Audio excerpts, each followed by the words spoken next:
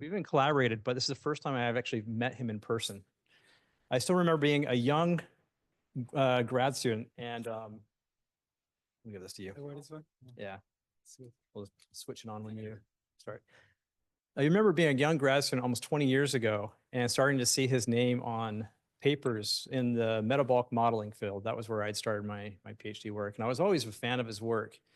And it's been awesome seeing how his work has developed and very much exploded in the area of systems biology and bioinformatics. He's done everything from metabolic modeling to multi-domain analysis, cell-cell communication analysis. Basically, you name it, he's done it. And that's why he is now the head of research at the EMBL, EBI setup up in Cambridge, while also still faculty at Heidelberg, right? Mm-hmm. And so definitely a leader, one of the very top in our field. So I want to take more of your time, but thanks for coming and being willing to present some of your work. Yeah, thanks, Nathan, for the very kind introduction. And indeed, I'm also very happy to meet finally in person. Thanks you all for coming. And I hope some of what I can share with you is of interest. So feel free to stop me anytime. And I have a bit of a broad portfolio of topics, and we can go deeper in whatever is more relevant, perhaps so that I fine-tune a bit my talk. So who is computational? Yeah. Oh, sorry. Do you mind if we record this? Oh, no problem. That's my laptop, so probably you need to do in the host laptop. I will pull my laptop. This one maybe here at the back. I'm guessing. Oh, it is recording. Okay, yeah. So most people are computational, and who works, let's say, single cell data. Okay, and let's say mass spec phosphoproteomics. Okay, it's a bit of everything. Okay. And who does emails and meetings? Okay. So, okay. So nothing. Okay. Just okay. So I'll go along, and then, as I said, feel free to interrupt, and we can go deeper in any topic. So a bit to set the scene, I would like to talk a bit in the context of how we apply machine learning to omics data broadly. And of course, we are all impressed by the capacity of advanced deep learning models in different contexts. Arguably, in the context of text analysis is where it's more impressive with large language models. But if you look there, you have a huge number of features to measure and an enormous number of observations to train models. Closer to biology, image analysis, also impressive. Not the same numbers, but very large numbers. Now, if we think of omics data, compared to classic biochemistry, yes, we have many more measurements, but still the number of, that's my laptop, yeah. Ah, yeah, sorry. This one? The number of features is large, but it's not so the number of observations. This is increasing with single cell and specially resolved data. I'll come back to it later, but still we're in a place where we don't have really a very good balance between features of observations. There is a second challenge applying machine learning, deep learning to large-scale omics data, which is that it's quite hard to extract from just correlations in the data through causal mechanisms. In this slide, you can see on the left the EF signaling pathway, and very well known. We know these interactions and are kind of causal effects of protein A to protein B and so forth. But if you were to have measurements of these proteins and try to learn from the correlations and through interactions, so what the right side of the figure tries to show is that you would have a very difficult time unless you had the option to knock down or to block many of these specific components one at a time. So these are the two problems: the ratio of features to observations and the difficulties in getting close to interventions. That's why in our lab, to try to solve these problems, we focus on leveraging as much as we can prior knowledge.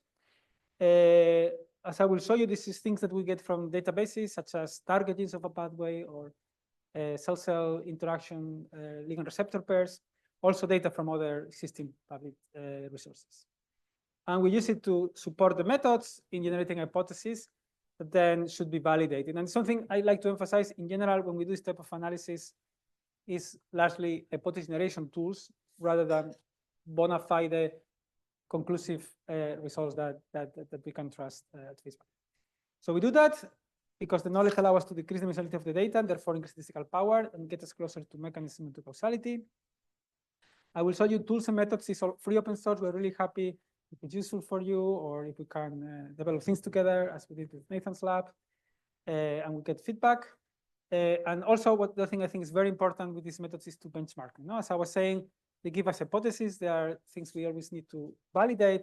So it's good to try to get an estimation of how well do these methods generally work, how much we can trust them. And in our case, we apply this in disease questions. We used to work mostly on cancer before. Now this is broader areas. I'm here because I'm in the American Society of Nephrology meeting downtown. So we work a lot on the kidney, cardiology, autoimmune diseases, and so forth. So first, where do we get the knowledge from? And over the years, we've been trying to bring together molecular information about this type of causal interactions. So does protein A activates protein B? And there are many different databases out there. And these different databases have different focus. So maybe are in oncology, or in immunology, and different strategies. Some may want to say, okay, I will only put in my database things that I really trust. Then my coverage will be small, while others will put everything that's out there just to have coverage. And in the same way that if you wear glasses, you try to find the right lens to see at best. If you want to use these resources, you should find a way to play with them, benchmarking, as I said before, and also then pick the right ones for a specific analysis. To help with this, in this meta database called OmniPath, we have over 100 resources with a lot of information about annotations. Something that recently we tried to do is to make this framework of OmniPath, which was over 10 years of development, a more modern and agile framework in using so-called knowledge graphs. And by doing so, we realized actually that we could have a much more general framework whereby we could bring knowledge, not only the molecular space, which is what I will talk about today, what is in this OmniPath, but also link it to things like clinical trials or chemoinformatics and so forth. And this is this biocipher, which is like a language, it's like a way to formally integrate knowledge from different resources. So you could think, okay, you bring all this knowledge together, so you will have a lot of information, and then you should be able to do very good analysis. But actually, our knowledge is biased and incomplete. Just to illustrate this, in a review now a couple of years ago, a postdoc in the lab, Martin Garrido, so he went to OmniPath, so he's into signaling and phosphoproteomics, and then he looked for information about kinase substrate, about phosphorylations. And then for that curated knowledge, he then went to PubMed to see where that information came from. And you see something that has been known is that there is a bias in that we have many more interactions in our knowledge for things that we study more. So the more papers, the more interactions, not necessarily because they're more connected, but we look more there. And also most of the things we look at are in cancer, okay? So the knowledge that we have in curated resources is helpful, but it's biased and incomplete. Then, well, you could say, okay, well, now this is fantastic large language models. Why don't we ask them to build the knowledge for us, right? They have been trained on everything that's out there. So let's give it a try. So let's ask GPT-4 and then DALL-E 3 to draw the EGFR path. It's the best, arguably the best signaling pathway in humans. You should be able to do a good job. Actually, it does not. And this is known. No? These algorithms tend to hallucinate, and they tend to tell us answers that make no sense. I mean, kind of it's the type of networks that we use, but if you look at where the proteins are there on the bumpers. So these approaches are helpful, are very powerful, and we think on the mid long term they will be useful for things like the science that we do, but we need to find the right frameworks, and in particular, with others, we are starting to build an open source platform called BioChatter to allow us to do these biomedical applications for large language models. And one of the key things is to ground it on the things that we trust. So to use the knowledge that comes from knowledge graphs to constrain the answers that these approaches can give us. It's a long way to go. There is a lot of value, but we think it can be useful. So while we wait for that to work, one thing that we also ask ourselves is, can we then, expand these pathways, like the EGF signaling pathway from what we have in literature, by combining different sources of knowledge and bespoke experiments? So can we go beyond what we have by generating new data? And this is a project that actually this week came out in bioRxiv, where we tried to do so. First, we tried to bring, so this is about signaling. So signaling is largely mediated by phosphorylation. So we want to look at the relationship between kinase and the target's phosphorylation sites of different proteins. So then what we did, and this is also Martin Garrido and Clement Potel with Misha Savitsky lab at EML Heidelberg, is, okay, it's been transcribed. Good luck with my accent. Is to build a kinase substrate network from literature, the things that we do, but we augmented now there are language models specific for proteins. So there are a method that allows you to estimate kinase substrate relationships. And then also there's a large kinase library studies that give a lot of in vitro information about kinase targets. So this allows us to build a very large network. On the right, you see that it has a huge coverage, way beyond what we have in literature, in particular in number of phosphorylation sites. Then we generated a data set of stimulations of cells with EGFR, with EGF, and these are 3 different studies with slightly different experimental design on a hex cell line that we combine with public data sets for other groups on HeLa cells. So then this is data that in theory tell us what is the EGF signaling pathway. When I put EGF in a cell, what goes up and down. Now, if you look at the correlation at the phosphorylation site level across the studies is fairly low. And you could say, okay, you know, there are different conditions, phosphosite data can be noisy. Why don't we then, instead of looking at the phosphorylation site directly, we abstract it by estimating the activity of kinases. If I have kinases, I know the targets, this is what we built on the step 1, we can use it to estimate the activity of kinases. As a side note, I told you we think benchmarks are very important because for estimating kinase activities, there is a bunch of methods. You see that in the slide. We did a benchmark. This is also in a prepping if you want to know more to get a better sense of how to best estimate kinetics from phosphorylations. But then we applied this to our data, and the first thing that we found that you see on the left is there's a much higher correlation across the studies at the level of the kinase activities at the phosphorylation site. Now this makes sense. You are kind of extracting robuster, meaningful signals, which is whether the kinase is active or not, and this correlates better across the studies.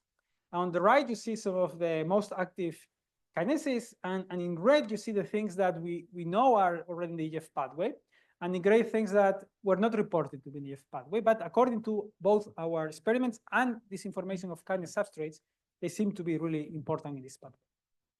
And as you see, some of the ones that are not in the pathway are quite strong. So we started to think, okay, maybe these are things that we should connect to the existing pathway to understand what's happening on EGF activation.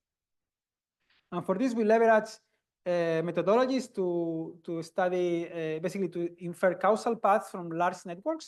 So you can have sign-directed networks from OmniPath or other resources, and then you input kinase activities or more general omics data, and you ask algorithms to identify subnetworks of causal paths that explain the changes that you see across your measurements, across your kinases in your particular experiment of interest. So there are different algorithms to solve this problem. It's something we also reviewed a couple of years ago.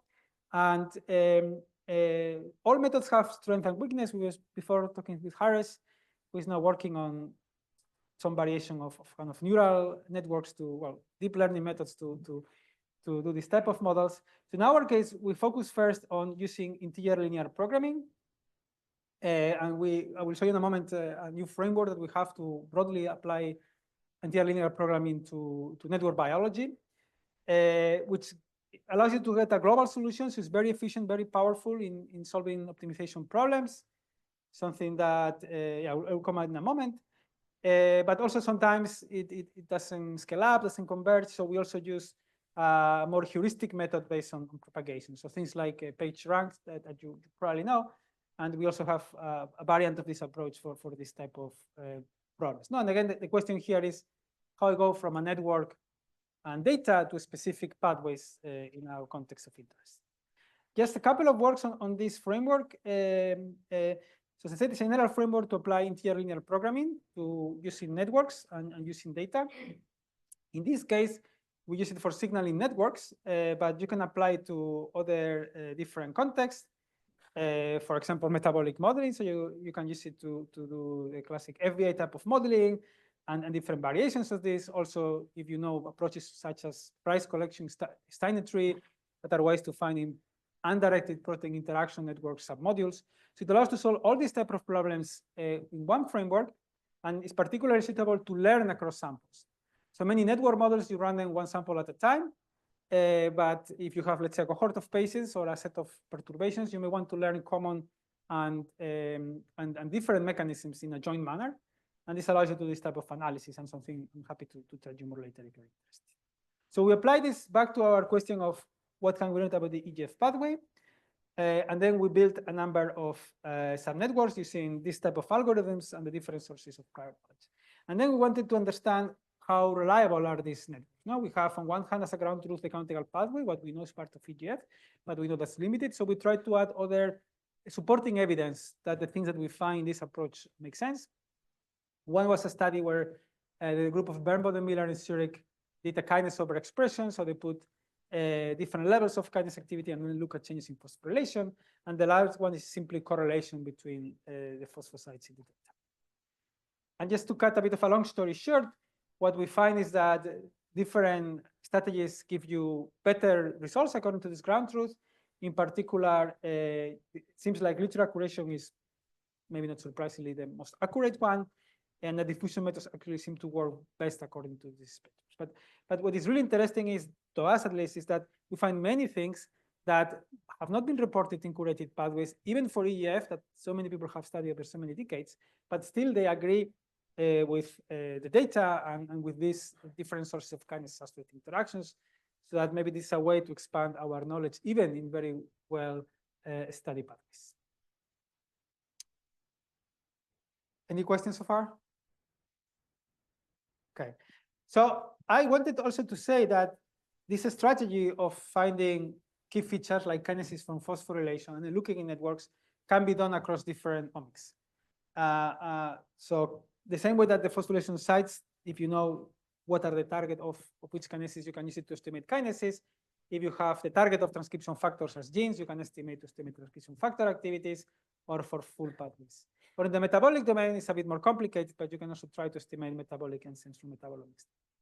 And because all these things at the end, computationally, are some type of enrichment, and there are also many different methods to do this enrichment. So we have a small package in R called decoupler, and in Python it's part of SCVerse now, called decoupler, which has basically algorithms such as gene set enrichment analysis, overrepresentation analysis, area, which is the one behind Viper and so forth, in one place. So you can play with them and then do different. And it's very fast and works very well, for example, with single cell data. That's why it's part of SCVerse now. And the same thing that before we connected the kinases in networks, we can do this in a more general manner and connect activities across layers.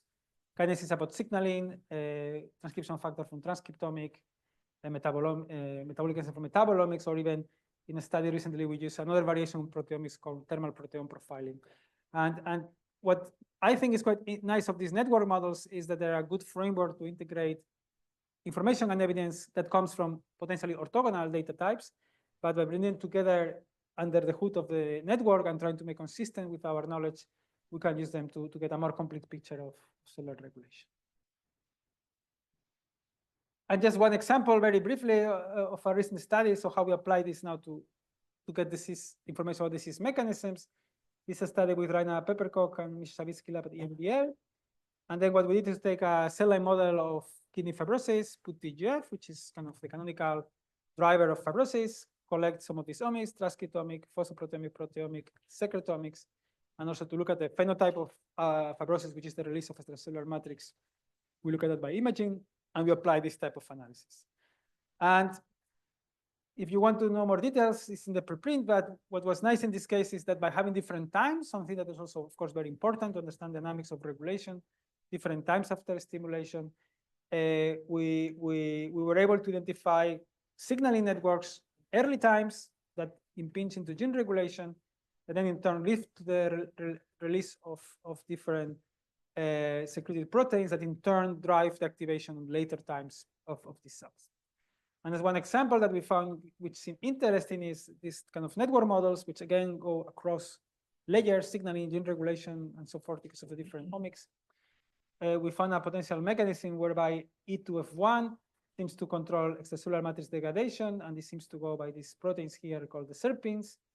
And as I said at the beginning of my talk, this doesn't mean that this is true. It's a sensible hypothesis, likely, but we need to validate them. So that's what we did here. And when you knock down this E2F1, not only you see an increase in the extracellular matrix as the model predicts, but also down-regulation of this intermediate proteins. No, it's a way to take a very large data set, combine it with prior knowledge, build a network model, and network models provide specific hypotheses that then can and should be validated. Okay, so far so good. So I wanted next go to single cell, and I think most of you probably have seen a variant of this picture, just to remind you why single cell is cool. What I told you until now, we had cell lines or different tissues, and we just look at average values with different technologies. But of course, now with single cell, we can look at individual cells. And this opens a lot of very exciting venues, but it comes with its own challenges. And that's the first thing that we thought when we started to look at single cell data is do these things of feature extraction and network models can be applied there. So at the single cell level, you have a lot of noise, you have not a complete coverage. So now a few years back, we did kind of both in silico and with real data benchmarking of how well these methods of pathway activity, transcription factor activity work on single cell. And the answer is that in general, they give you robust signal if you have enough coverage. And a bit to illustrate that, on this slide, you see this is data on PBMC, so blood cells that have been annotated by cell type. And if you do a UMAP, so if you look into this, the distribution of the cells according to the transcription factor expression level, it's all quite mixed up. But if instead you estimate the activity transcription factor by looking at the target genes and doing some enrichments, you get a much clearer separation of the cell types. No? And this kind of makes sense and suggests that by looking not at individual genes, by kind of averaging across genes that share a common function, in this case, be controlled by transcription factor, you get clearer signals. But having single cell data allow us to go a step further. So prior knowledge is not context specific. So we say, okay, these are the target of a transcription factor, or these are the target of a pathway. And these are like kind of average values that you generate in different ways, but it will not be the same, let's say, in a muscle cell or in a brain cell, let alone in a cancer context. And this allows us now to try to use that single cell data to contextualize this prior knowledge. There are different methods like Spectra, Movie, or XPMAP, and so forth, that allow to do this in a general way. And in one particular context where we got very interested in this question of contextualized prior knowledge was gene regulatory networks. So there in particular, what you can also do is to not only use single cell RNA, but also attack. So information about whether chromatin is open or not, to build gene regulatory networks. And so Pau Badia, a student in the lab, was quite interested in this and was thinking of doing a new method. But then we realized that there is so many methods that maybe is not much more we can add to that field. So then instead what we decided is first to review the methods, and that's what we published last year, but then try to benchmark this. And all these methods are different, but they all have kind of a number of common steps. So first, you will have your RNA in your attack, you will do your alignment, then you will call the peaks of attack, you will link the attack to the gene, and you will do some type of network inference to identify your gene regulatory. So then you can say, okay, they all look similar. Let's run some of them in a standard example. And this is, again, PBMC like before data. And these are some of the methods. Pau is now extending this to other methods. And what you see is that with the same starting data and in principle trying to solve the same task of learning gene regulatory networks from RNA and attack, they give you quite different results. And here, so the edges on the resulting network, the interactions between the genes, is pretty sparse, the overlap across the studies. And then if they don't give you the same results, you will also wonder, well, what should I use, no? And which method should I use? And this goes again back to this question of benchmarking. And we're still trying to put the results together, but just to give you a sense of how we try to go about this, it's quite hard to have ground truth about gene regulatory networks. It's very hard to open the cell and see what is its transcription factor doing where. So it's often indirect what you can do. So some of these methods, you can use them to predict the effect of perturbations. So what happens if I knock out a transcription factor? So you can use that. There is some mechanistic information about when transcription factors truly are connected at binding. So this then should come in the network. And also there is some kind of prior knowledge of expected transcription factors should be active, let's say, in certain cell types in certain contexts. And using these things, so we are then trying to build a framework that allows you to get a bit of a sense of best practice or best combination of methods to learn gene regulatory networks. But probably the key message here is keep in mind that all these methods can give you quite different results. And, it's maybe good to at least look at a couple of them before you go ahead with this. So the second context in single cell where we got interested in this question of benchmark is the question of cell-cell communication. And probably you have heard from Harish or from Nathan or from Eric, who was in the lab, or others about this field. So probably I don't need to tell you more, but so they wrote a very nice, two very nice reviews, one after the other, the latest this year, describing this field. And like the gene regulatory networks, so the cell-cell communication also explode, and we can keep counting. There are so many methods. And again, we came to this field, let's say, a bit late, or we wanted to see if we should do something, but there were so many methods that then, so Daniel, who then worked with Eric and Harish, started by looking at existing methods and trying to have a framework where you can run them all and see what results they give you. And there are many methods, there are different databases so you need to, one hand, a database of ligand receptor pairs. On the other hand, you need some computational method to infer from that and the data communication. So then Daniel built this framework that allows you to first run the existing methods. And here again, the question of benchmarking is quite challenging, no? Because it's again very indirect what we're trying to learn, like in the gene regulatory networks, probably here even harder, because cell-cell communication is intrinsically a process mediated by proteins or metabolites. And if you have single-cell RNA, it's always indirect information what you have. And yes, if a cell is sending information to the other, it should express, let's say, the cytokine, but then it has to be translated, it has to be secreted, has to diffuse and reach the target cell. So again, for us, it wasn't very clear how well this method worked, and it's very hard to assess because it's hard to have bona fide experiments that cells truly communicate. But again, here, Daniel and also others try to find indirect ways to get a sense of how well this method works.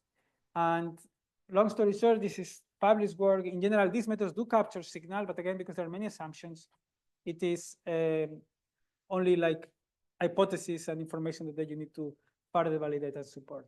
And related to this, and I will come to this data in a moment, if you have spatially resolved data, actually, this is helpful to refine cell-cell communication, because if one cell expresses a ligand and the other the receptor and they are next to each other, it's more likely that they are talking.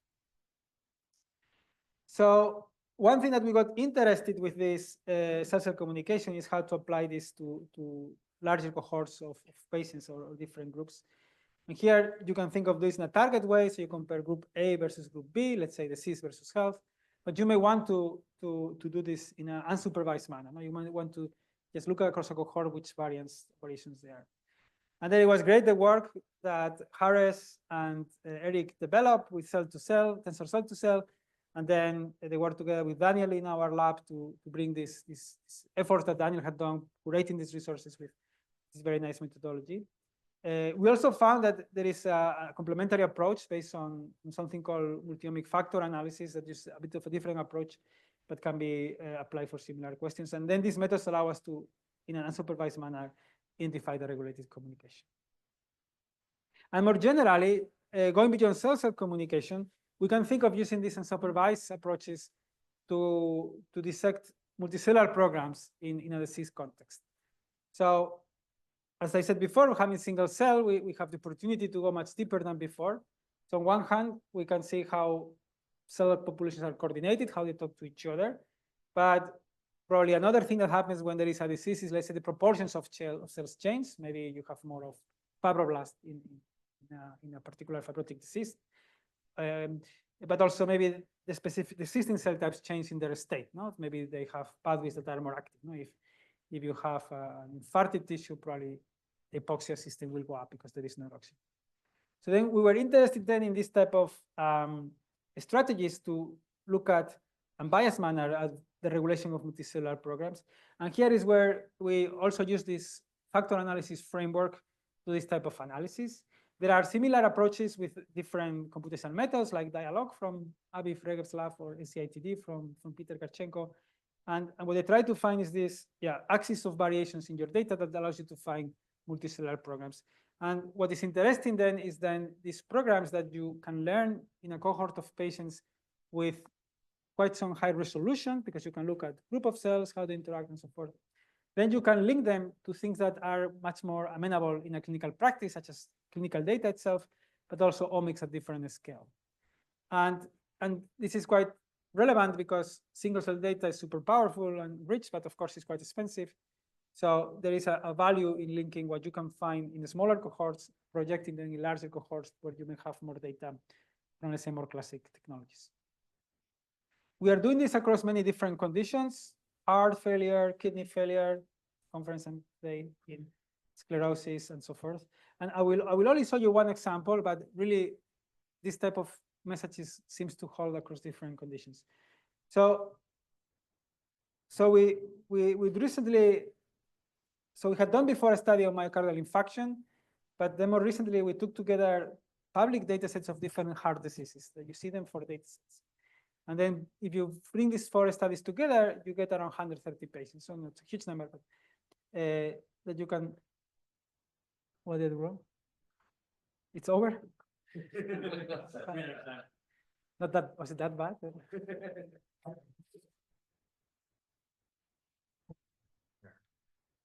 I don't think I touched anything.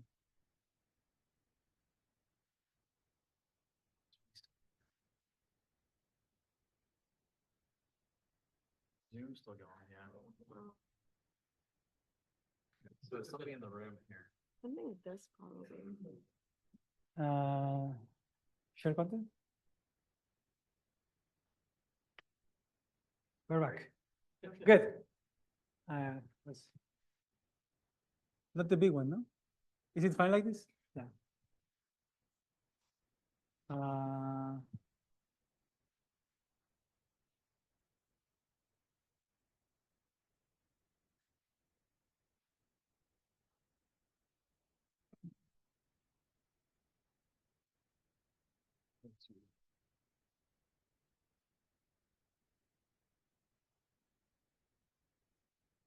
Maybe it's okay.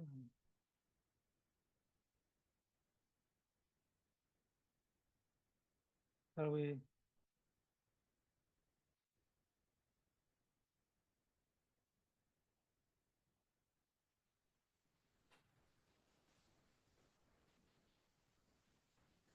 Shall we go like this? Before, so. It's funny because I don't think I touched anything. No. I mean, I can go out. Let me try one thing. I don't think it helps. Just reconnecting.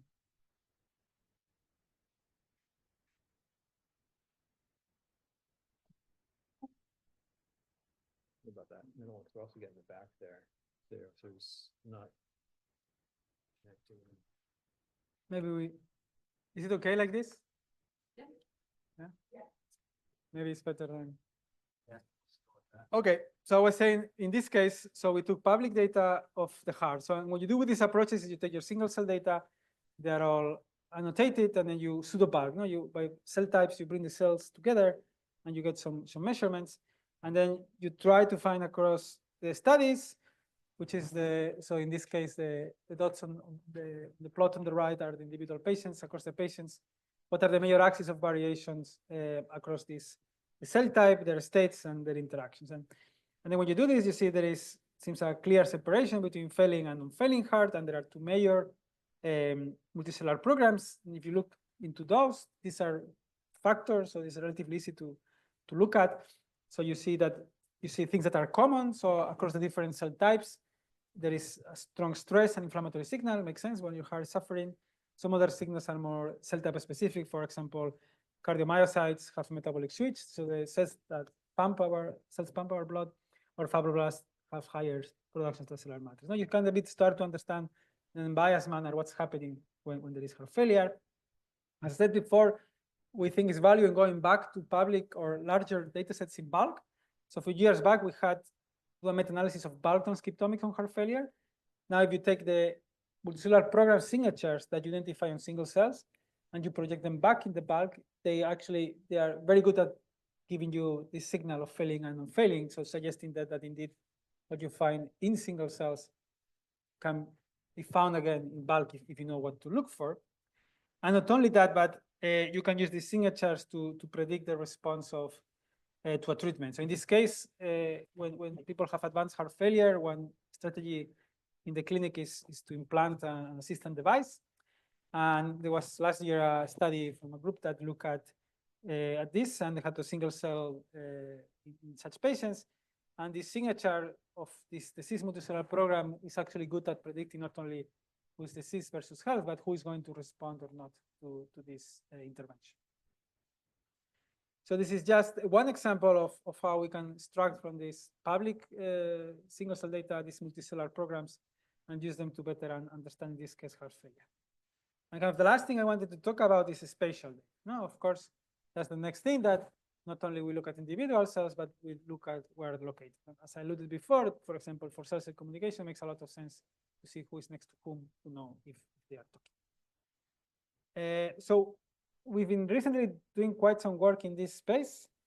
I give you here just some methods, and if you're interested, we can talk more. Both trying to do this type of unsupervised analysis of spatial data with a framework called MISTI and new variation called Kasumi. Also more supervised approaches try to look differential spatial patterns.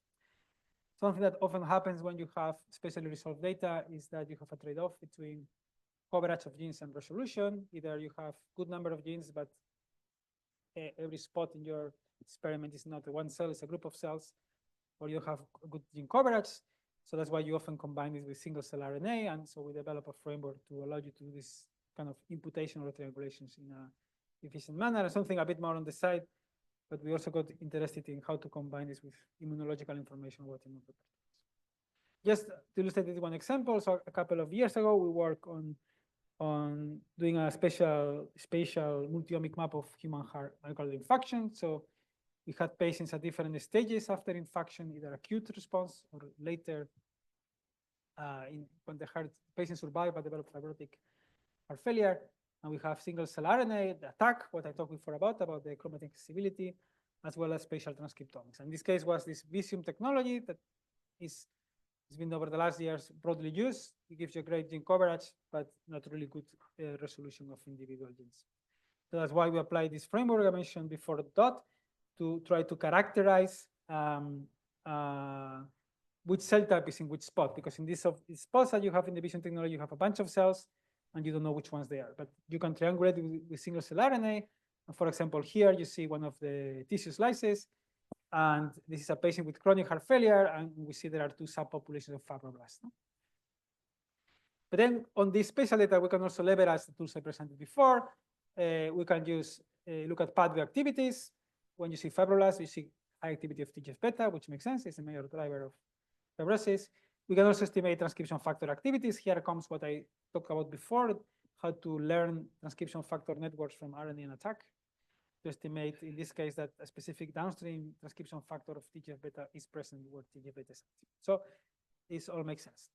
But at the same time, what I show you this kind of nice pictures, but we are not truly employing the actual spatial information. So the fact that we know that, I don't know, these fibroblasts are here and they are surrounded by certain other types. So that's what this framework called MISTI allows you to do. It tries to, in a nutshell, to extract information in a global manner on a specific sample of what determines the status of specific cell, if you have single cell resolution, or a spot, if it's not single cell resolution. How much of that cell or spot depends on itself, like intrinsic? How much depends on these direct neighbors, local environment, and how much more broader neighbors like the tissue? And in the tissue case, of course, you need to take into account that the more far away you are, probably the effect is going to be weaker, so you can build that into the model. And computationally, it's a multi-view machine learning model that allows you to then tease apart these effects. So then you can go back to the study on the heart and trying to say, okay, so which cells are surrounded by whom? So what are these tissue ecosystems on the spatial level? And at the time, we were quite interested in a particular subtype of cardiomyocytes, here cardio CM3, which are a stress population of cardiomyocytes. And just as an example, so we were able to find that so what you see in these matrices is who predicts whom to be in this neighborhood. No? And in this case, what you see is that it changes, and in the case of stress cardiomyocytes in a infarcted heart, they are largely determined by having in their neighborhood fibroblasts and small muscle cells. And this data that I show it. And I will not show you the data on the other tissues, but actually in an infarcted heart, these cardiomyocytes are surrounded by other type of cells.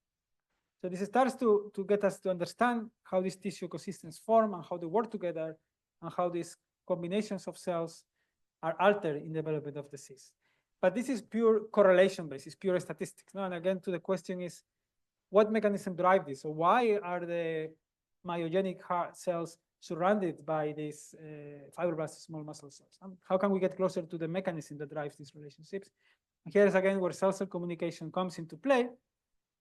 And in the development of this Liana framework, then Daniel included some of these spatial methods. So the one I saw you, MISTI, is global, so it tries to find feature or interactions globally in a specific samples, but there were other methods that allows you to get more local interactions. So because the patterns of interactions may change in a particular sample. And then you can start to understand the things that you see happening spatially to link them back to molecular events. So just what then Daniel did is to go back to the study in the heart and try to understand the differences between ischemic and non-ischemic, so healthier tissue, and apply in a especially, so combine the output of this MISTI model of the spatial relationships with the network approaches I presented you before, this Cornetto framework to find paths connecting, in this case, ligand receptors all the way down to transcription factor, and then identify potential intra and intercellular mechanisms that drive, in this case, the regulation in the ischemic heart of cardiomyocytes surrounded by fibroblasts. And so the last thing I wanted to mention is actually, I've talked so far about single-cell RNA, but as I said before, communication is not directly largely driven by single-cell RNA, but by other molecules. And one thing that is quite interesting and important is when the metabolites mediate communication. Because we wanted to look at that as well. So we expanded the kind of the database of that we had. We built a resource called MetaLinksDB, which leverages the tools I sent you earlier in the talk to build a database of metabolic protein interactions. And then we applied this just to illustrate its value to a study published a year ago by the Lundeberg lab, where they took the brain slices that had spatial transcriptomic and spatial metabolites. So you can use this data now to start to estimate metabolic mediated signaling. And as a bit of a simple example, you can see that wherever, if there is higher level of dopamine and of this receptor, DRD2, you can probably expect that there is a stimulation driven by dopamine. So with that, I'd like to finish. So this is the broad framework, Liana Plus, and we really see this as a place that you can run existing methods, but also can be a place where you can take modules to build your own methods and combine with things that you want to do in different ways. And yeah, it's part of the SCVerse. It's a free Python module that hopefully is helpful for some of you. And just one thing of where we're going to go next with these approaches is actually apply them not only to the communication that we have with ourselves, but with our dear neighbors, our microbiome. So we have a lot of cells with us, in particular in the intestinal system. And these are very important. We know they're connected to many diseases, in particular in the gut, inflammatory diseases such as IBD, as well as colorectal cancer. But so far, the research is focused on looking at the stool samples and looking there at the microbiome, which of course is an indirect measure of what happens in the gut. And if you would compare these two bars here, you will see that the composition is pretty different. And so we got interested in understanding the interaction of the host and microbiomes directly in the gut, whereas where things happen.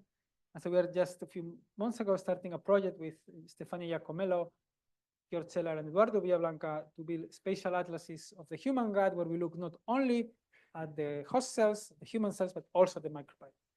And this is building technology that Stefania developed, which allows you to have spatially resolved information of host and microbiome cells.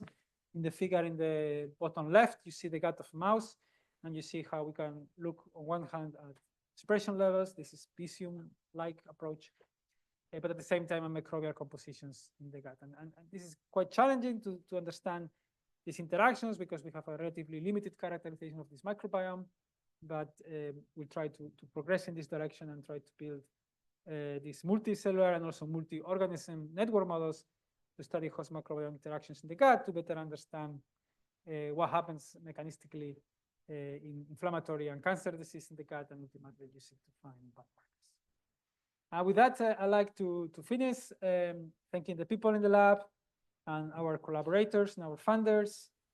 If you like this work and you don't mind missing the sun, with rain has its charm. We are looking for people in Cambridge. And just I leave you with this kind of take-home message that I illustrated how we think that prior knowledge in various forms can be helpful to extract disease mechanisms from omics data. And it's important also to benchmark the methods, whichever they are. Yeah, thank you for listening. Happy to take any questions.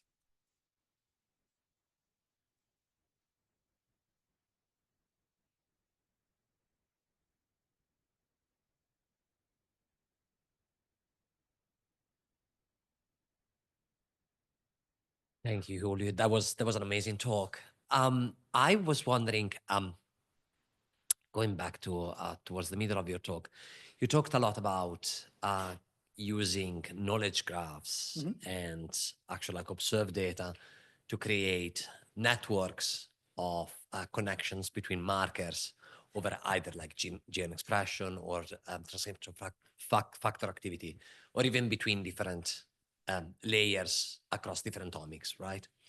I was wondering, do your methods or things that you have already worked on, do they also integrate GWAS data? So there is a lot of QTL data that has been used to see connection between different SNPs and different markers across different omics, and I wonder whether this could be used to also inform connections. No, indeed, that makes a lot of sense. We haven't done much with genetic and GWAS data because we are just don't have the expertise. But it's something we talk to people sometimes, and if you or someone else have that expertise, I think there is a lot of natural things to look at. The few things we have done is, for example, when you have these singulatory networks and you see if the chromatin is open or not, see how this relates to GWAS existing data. But I think there is much more than one can do. I agree. Yeah. And if I have a very, very quick follow-up question, how do we deal with the fact that so much of these connections are so unstable in the observed data, and they also change across tissues? Yeah. So do you mean, so to make sure I understand the question right. So let's say the interactions, let's say in a pathway, that they are different across different tissues. Because you said unstable, you mean in that sense? But they're also unstable even within the same tissue. Yeah. If we perform two different experiments, they won't look the same. Yeah, that's a fundamental problem that we have to deal with. That's why I emphasize we should see these things as hypothesis generation tools. And I mean, also why I think if you come used to different methods, it can give you a bit more of confidence that is real. And at the end, it's also the nature of biological systems. They are complex, and naturally there is a lot of variation. Thanks. Yeah, to follow up with that, I'm very curious about that. I mean, then how reliable is the output that inputs if you're relying on data that you're not so certain of? I mean, I guess I see that one slide with the EGF receptor signal. That's exactly the thing that I tend to deal with. I mean, have you solved? Is there a way to solve around this issue? I mean, quality of the data that goes in, or we just pretty much found to like just coming back saying, "Oh, hypothesis generating," and that we're left to that we have to prove whatever we end up getting out of it. So we already know by looking at that EGF receptor signal, it shows that it's generated by AI. That's pretty awesome. Yeah. Well, I mean, that's of course the extreme if you let the AI to do it basically from what it has been trained on and all its problems. And as you said, that's why I emphasize always is largely hypothesis generation. I think it's also, it says, confirm your speaking language. You may have switched to different language. Spanglish, yeah. You don't see me. And I think it depends on the specific. So some systems, I think if, I mean, on top of all the complexity, if I look at patient samples, there is a lot of heterogeneity, bias, and so forth. I think if you have a GIST system, I think you can have much more trust in your findings. And it's a bit related to what you were asking. Yeah, it's also the intrinsic complexity and heterogeneity of cells. All our cells are different, right? So I think it's almost philosophical question, or thinking by probabilities at the end of whatever we do. Yeah.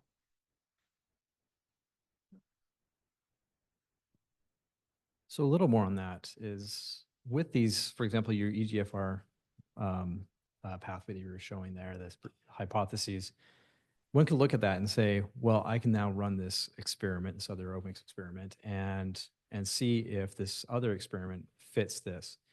How much are you guys looking into this opportunity to basically close that loop to where you have your prediction, you'll generate some more data, and then go in and test it and see what about it in the old data, the rules, the assumptions, doesn't really fit the new data? And can we use that to actually really refine the algorithms and also our understanding? Yeah. So we have done that, I would say, smaller scale type of analysis and models, where I think indeed makes a lot of sense. And also, by the way, not just basically removing interactions from the knowledge, you can also try to find some of the missing ones that we also know they are. And it's more or less a matter of scale. Like in a smaller scale, I think it's more tractable to try to find. We have done these smaller scale models, find the links. And in larger ones, there are so many options. But I agree, that's the ideal way forward. And if you have this capacity also to have this loop, the proverbial systems biology loop of experiment modeling, that's certainly a very powerful way.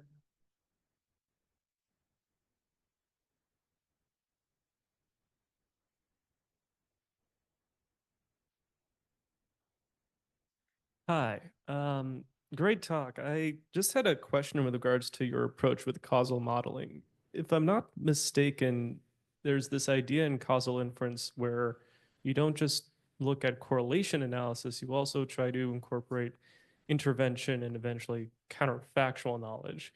And I guess my question is like, when you're constructing your like knowledge graphs, how do you incorporate like this idea of like an intervention? Like what would happen if you removed a protein from a system? Like, is that present in the data that you guys have, or? So indeed, if you have this data, some of these modeling approaches, I mean, that goes more to the classic systems biology modeling, you can do that. So both in this signaling pathways part I talk about, or this linear programming based approaches, you can basically encode this as a constraint, say, when I block this happens.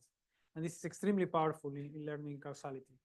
And a lot of people are now coming into causality from machine learning, these causal ML type of approaches, where if you have a large number of perturbations data, you can learn some of the causality de novo, even without prior knowledge. And this is very interesting, but it doesn't scale up so well. So still have relatively smaller systems, and it's also difficult to find feedbacks or things like this. So it's quite challenging, basically, from pure data inferred through causality. And we think that with all its biases, injecting this prior knowledge, which is potential sign-directed interactions that explain the causality, can be helpful. And in a way, it relates to what's called Pearl's Pearl causality, which, if you see how he does it, is drawing diagrams and then confronting them with data. It's in a spirit very similar. Yeah. Thank you very much.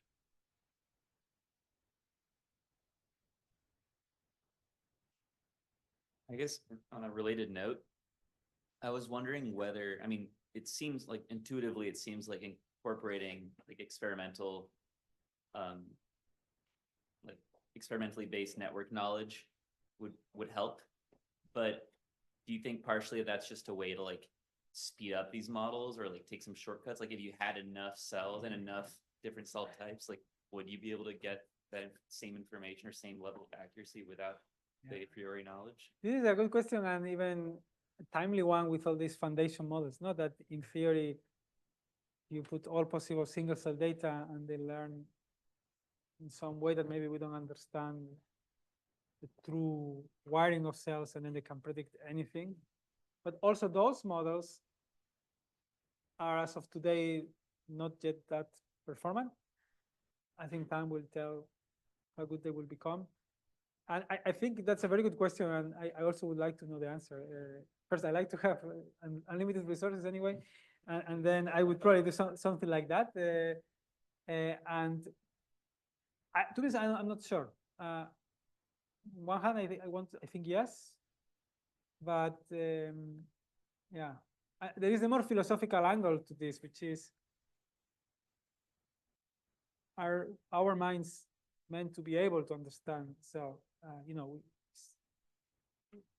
is it like physics that there are universal laws that we can learn, or is it the deep learning model, the one that will understand, but even if it will not, and you just have to trust it? And there is nice work, nice piece from Michael Bronstein, who talks about this and more or less says, you know, we shouldn't try to do experiments or do models that we understand. Like, we should just do black box, and we will find the true kind of patterns in the data. But that's, I don't know if that's how we will feel if that's the case.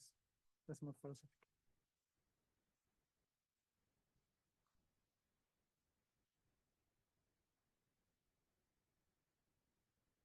Any other questions? Hi there. So big fan of OmniPath. I've been using it for a little while now. I had a question about all of the other tools that you showed today. I know that with Tidyverse, you end up having an opinionated set of packages that you can end up using in order to, you know, push your analyses out the door. With the ecosystem that you've sort of put on display here, do you see something similar happening? You know, also akin to, what is it called? The Cobra Toolbox. Yeah, actually,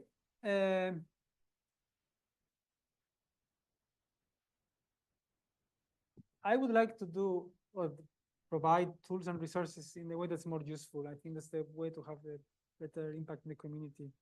And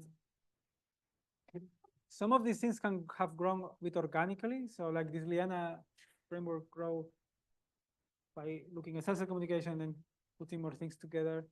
And I think if you keep things modular, that is more versatile, meaning you can take one of these things. They're using OmniPath, use OmniPath. You use enrichment, you use enrichment.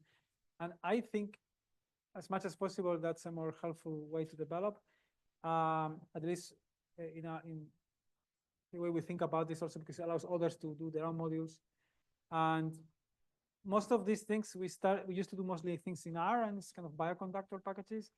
Now, because it's a bit more performant, so we do mostly in Python, and then there's this scverse environment there, which a bit tries to coordinate the development of modules. Yeah, I mean, I'm not maybe a software engineer person, but I'm also open to whatever is more helpful. Yeah. As long as there's version control. That's very important. Yeah. But glad that OmniPath is helpful, and we always welcome feedback. Yeah. Thanks.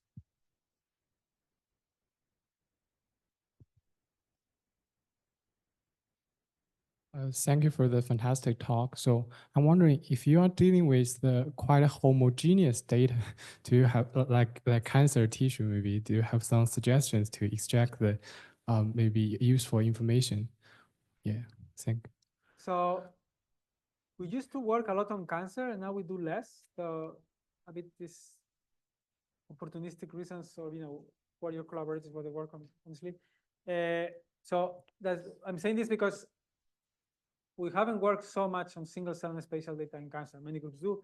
And what I have felt by doing other things besides cancer is, in cancer, normally you have much stronger signals. It's complicated, of course, a lot of the tissue architecture is destroyed. But if you think of things like fibrosis or immune diseases, it's much more subtle signals. And so there is that difference. And of course, and in cancer, you can try to link things to genetic aberrations that are less clear, although we were talking before what G was in other diseases. So, but yeah, I think a lot of these type of analysis are also applicable to cancer, and other people are doing similar things in that space now. Oh, thank you. Thanks a lot. Any other questions? Thank you so much for coming, Thanks, Dr. everyone. Saez.